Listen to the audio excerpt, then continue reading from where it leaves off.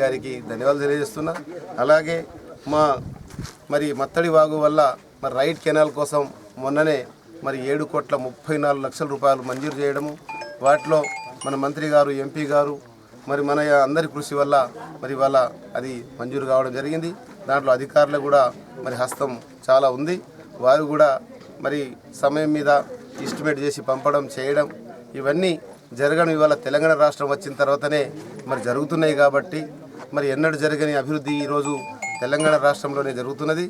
అందుకు ఇవాళ మరి రేపు 26/5 నాడు మన మంత్రివర్యులు పెద్దలు గౌరవులు ఇరిగేషన్ మినిస్టర్ హరీష్ రావు గారు మరి రావడం జరుగుతూ ఉన్నది.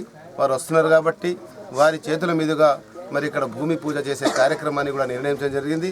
అందుకే అధికారులకు మరి మొన్న విషయం తెలిసిన తర్వాత వారు నాతో మాట్లాడటం, నేను వారితో మాట్లాడటం, మరి మన ఓఎస్డీ గారితో మాట్లాడటం ఇవన్నీ చకచక చేస్తూ ఉన్నాం.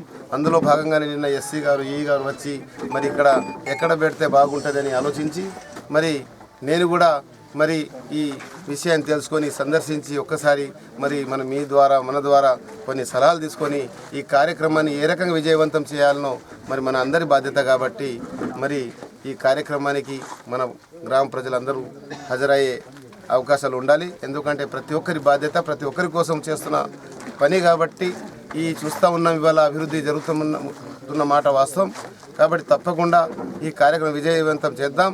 మరి వారు వచ్చినప్పుడు మరి ఇంకా ఏదైనా మన సమస్యలు ఉంటే కూడా విన్నవిస్తాం.